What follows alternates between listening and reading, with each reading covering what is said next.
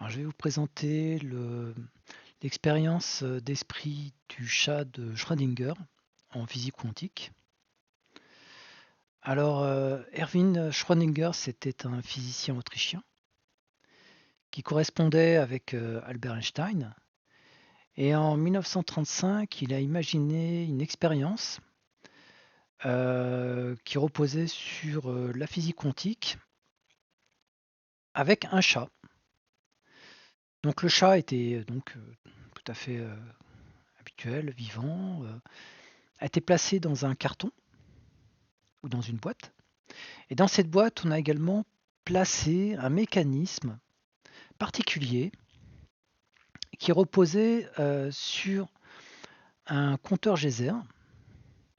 Et ce compteur geyser activait une masse, par exemple, qui tombait sur une fiole empoisonnée et donc qui tuait le chat. Mais pour que ce mécanisme fonctionne, il fallait une source radioactive, donc avec une particule qui aurait été désintégrée. Et c'est là que la physique quantique intervient. Car ce qu'il faut retenir, c'est que tant que l'on n'a pas observé une particule radioactive, on ne peut pas déterminer si elle est désintégrée ou pas.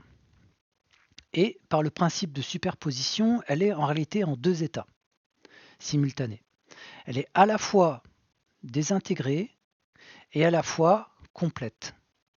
Et donc, si on rattache à ce mécanisme via le compteur geyser, tant que l'on n'a pas observé cette particule, eh bien, le mécanisme il est à la fois activé et à la fois non activé.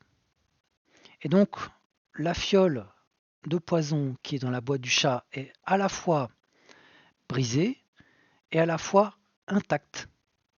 Et donc, par un principe de causalité et de conséquence, la conséquence c'est que le chat est lui-même dans un état de superposition. Il est à la fois mort quand la fiole avec le poison est brisée et à la fois vivant quand elle n'est pas brisée. Donc la superposition de la particule radioactive initiale s'est propagée à toute l'expérience jusqu'au chat. Mais si on observe le chat, ou si on observe la particule avec un système quelconque, eh bien, l'état de superposition n'est plus présent. Donc ça veut dire que l'état va être choisi entre la particule radioactive a été émise ou la particule radioactive est restée dans son état initial. Et donc le chat est soit vivant, soit mort. Donc c'est pas très éloigné des fentes de Young, parce qu'avec les fentes de Young, tant que l'on n'observe pas le passage de l'électron à travers les deux fentes, eh bien l'électron fonctionne comme une onde. Mais quand on l'observe, là il y a un effondrement de la fonction d'onde et il se comporte comme une particule physique. Donc là, c'est pas très éloigné, sauf que c'est avec une particule radioactive et on appelle ça une superposition d'états.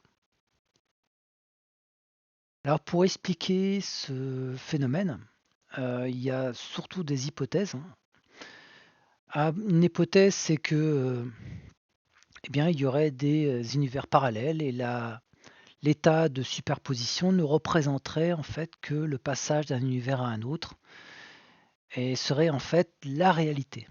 Et notre réalité telle que nous on l'aperçoit ne serait qu'un bout ou une partie de la réalité.